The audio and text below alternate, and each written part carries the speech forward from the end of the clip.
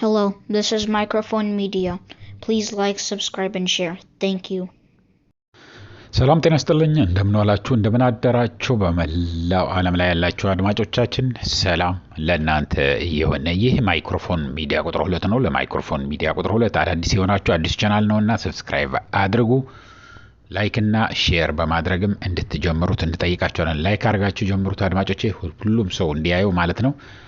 እንደምታዩት ያላችሁ ትልቁ ዜናችን ትልቁ አርዕስታችን አብይ አህመድ ፈራ መለመን ጀመረ እያልን ነው። ወደዚህ ያደረሰው ምንድነው? ምን ብሎስ ነው የለመነው? ለማንንስ ነው የለመነው?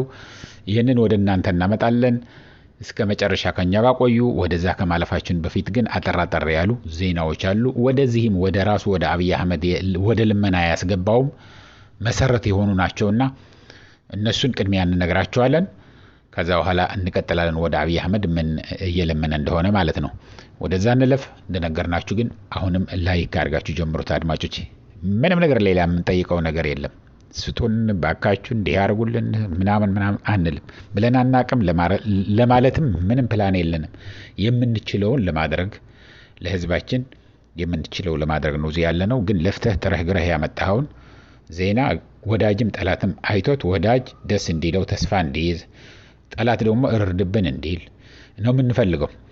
ስለዚህ የእናንተ ግዴታ ላይክ ማድረግ ነች። ይህንን እያልኩ እንግዲህ ላይክ ማድረግ በነገራችን ላይ ለእናንተም ጥቅም አለው አድማጮች። ልክ እንደ ሰብስክራይብ እንዳደረጋችሁት ኤአይ ያውቃችኋል፣ ይወዱታል ይሄ ቻናል ስለሚል ወዲያው በለጠፍን ቁጥር ኖቲፊኬሽን ወይ ማስታወቂያ ወደ እናንተ ይልክላችኋል እና ብዙ ጥቅም ነው ያለው። ይህንን እያልኩ ወደ ዝርዝር እንለፍ። ከኛ ጋር ቆዩ። ለአጭር ጊዜ ነው የማቆያችሁ አድማጮቼ።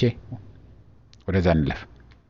አብይ አህመድ አንድ ትልቅ ችግር ሆኖበት ያለው አሁን ሰራዊት የለውም አድማጮች። በጣም በሚያሳዝን ሁኔታ ህፃናት ልጆች ነው እያፈሰ የሚያመጣቸው ያለው። የሚገርማችሁ እንደ ፎቶግራፍ አንስተው ላኩልኝ ከቆቦ አካባቢ። ልጁ ዩኒፎርም ለብሶ እያለ ደህና ይመስላል። ዩኒፎርሙን አውጥቶ ሌላ የሲቪል አለበሱትና እረኛ ነው የሚመስለው። ህፃን ልጅ ነው፣ 12-13 ዓመት ቢሆነው ነው። እንደዚህ አይነት ናቸው። ለምሳሌ ብለው ነው እሱን አንስተው የላኩልኝ። የፋኖ ሰዎች እዛ አካባቢ ያላችሁት በጣም ነው የምናመሰግነው። ልሳን እየሆናችሁ ነው በተዘዋዋሪ ለህዝባችሁ ምን አይነት ወጣቶች እየላከ እንደሆነ። ስለዚህ ምንድነው የምናደርግ ያለ ነው? በተቻለ መጠን አድማጮቻችን ለሽፈሮች ባካችሁኝ ዩኒፎርማቸውን ቀይራችሁ ይዛችኋቸው ሂዱ። እነዚህ ህፃናት ልጆች ናቸው። እነዚህ ተገደው ነው ታፍሰው ነው የመጡት። ቋንቋ ያቁ ምንም ነገር የሚያውቁት አተኳኮሳ ያቁ። ይሄ አብይ አህመድ የሚልክ ያለው ጥይት ማብረጃ እንዲሆኑ ነው። ጥይታቸውን አስጨርሳለሁ፣ የፋኖ ጥይት አስጨርሳለሁ፣ የቲዲኤፍ ጥይት አስጨርሳለሁ፣ የፈለገ ይለቅ ብሎ ነው የሚልካቸው። ስለዚህ ሰራዊት አሁን በከፍተኛ ደረጃ እጁ እየሰጠ ነው ወደ ትግራይ ሰራዊት፣ ወደ ቲዲኤፍ። እመኑም አትመኑም በሁሉም አጋጣሚ ባገኘ ቁጥር ወደ ቲዲኤፍ እጁ እየሰጠ ነው።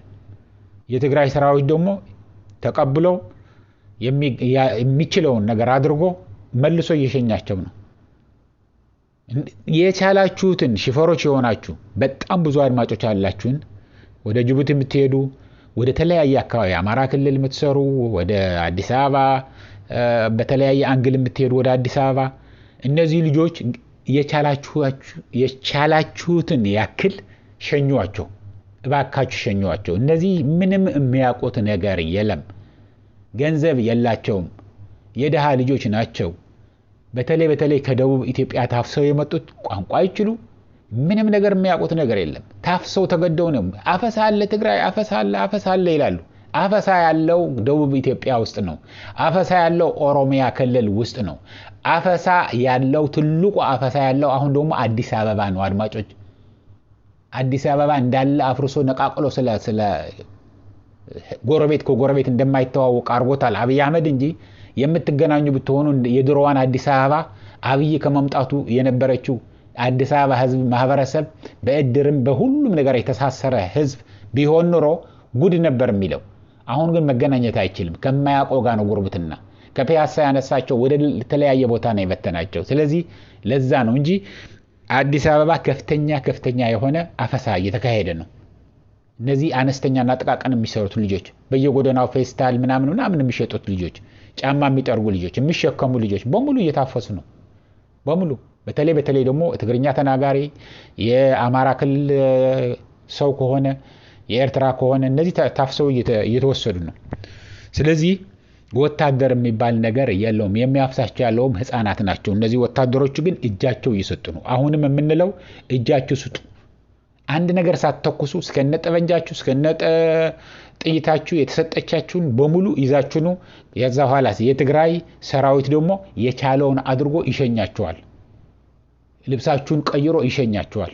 ዩኒፎርማችሁን ቀይሮ ጫማችሁን ምናምን በቃ ሲቪል መስላችሁ ተላጭታችሁ ህፃን መስላችሁ ፎቶግራፉ እንደተላከልኝ ትላካላችሁ። ስለዚህ በዚህ እንዲተባበሯችሁ በከፍተኛ ደረጃ እንደሚተባበራችሁ ቃል ገብተውልኛል።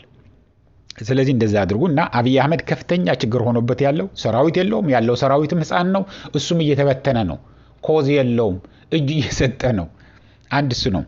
ሁለተኛ በጣም እያስደነገጠው አብይ አህመድ ድሮኖች ናቸው። አድማጮች አዲስ አበባ ተቀምጠ ብርሃኑ ጁላ እኔ ልመርጥልህ ነው እንዴ በምን እንደምዋጋህ በቃ ለውጊያ ከመጣ ባለኝ ነው የምዋጋህ ምናምን እያለ ሲናገር የነበረ። እንግዲህ ያለህን አንደኛ ነገር ካንተ ትጥቅ ሁሉ ጊዜ ካንተ ነው የሚታጠቀው። የትግራይ ሰራዊት ካንተ ነው የሚታጠቀው። ፋኖም ካንተ ማአት ጥይትም ይሁን ጠበንጃም ይሁን የሚያገኘ ያለው ካንተ ነው። ስለዚህ ገዝተህ ታመጣዋለህ፣ ይቀበሉሃል። እና እሱን ድሮኖቹን በተለይ ደግሞ በከፍተኛ ደረጃ አስደንግጠዋቸዋል።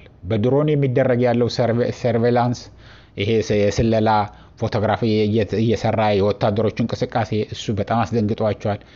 አለፍ ብሎ ደግሞ ጦርነት ከጀመረ ሸረሪና ላይ እንዳደረገው አናቱ እንደሚባል ስላየው ነው።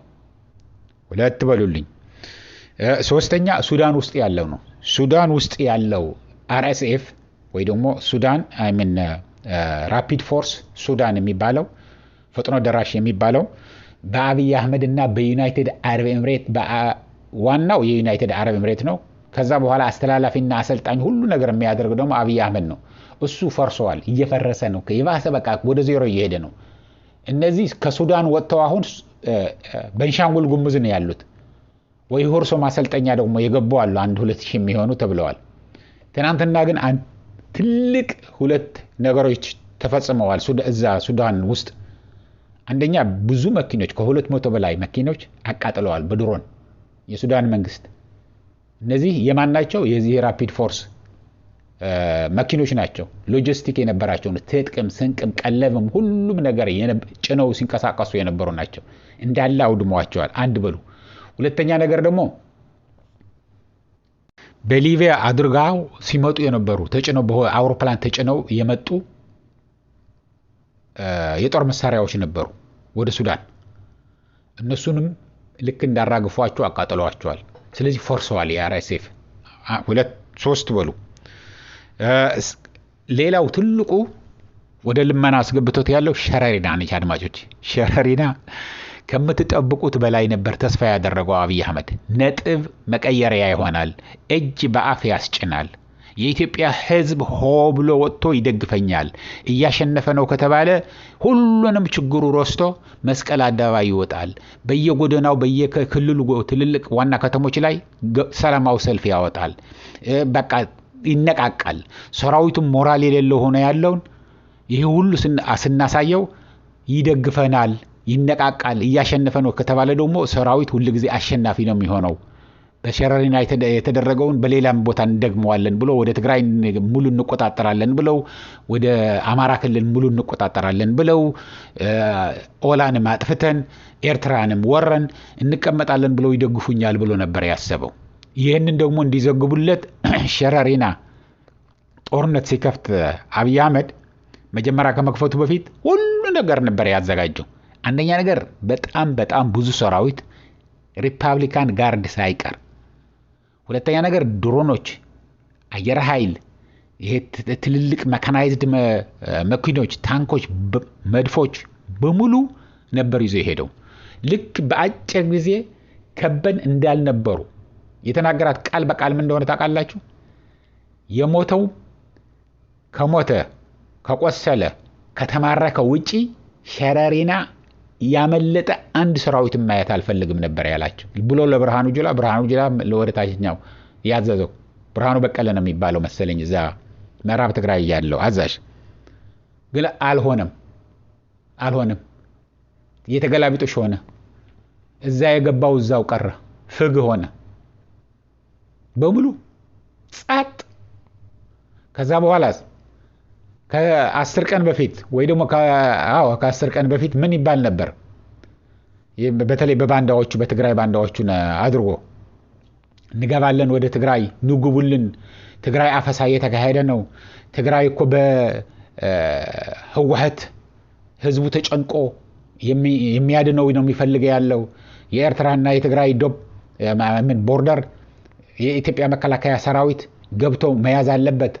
ወደ ትግራይ መግባት አለበት አንድ ወር አይፈጅብንም ይሄንን እንዲናገሩ ከደህንነትና ከ4 ኪሎ እየተሰጣቸው ጻድቃን በሉ ጌታቸው በሉ ሌሎችንም በሙሉ እነዚህ ቡችሎቹ በየቦታው ሲጮሁ የሚውሉት በየፌስቡክ በየሁሉንም ሶሻል ሚዲያ ላይ ወጥተው ቲክቶክም ላይም ሲናገሩ አፈሳ ነውር ነው አፈሳ መቅረት አለበት አፈሳ የት እንዳለ እየነገርናችሁ ነው እያሉ ሲናገሩ የነበሩ አሁን ግልብጣሉ ሁሉንም ደግሞ ምን እንዲሎ ናግባልና ተዋጋልን ሲሉ የነበሩ አሁን ደግሞ ምን እንዲሉ ተነገራቸው ያንን ሲናገሩት የነበረው ሰላማዊ ሰልፍ ወጥቶ መስቀል አደባባይም እንደዛ ሲናገሩ የነበሩት እንደዛ በሉ ተብለው ነው ተላላኪ መሆን ገንዘብ አንፈልግም ከሰው አንቀበልም የምንለው እኮ ለዚህ ነው ማንነትህን ሐቅነትህን ያሳጣሃል የሰው የላከህን ነምቶ ነው ገንዘብ ከሰጠ በቃ የሱ እስረኛ ነው የሱ በቃ ሞደርን ስሌቭ ነው ስለዚህ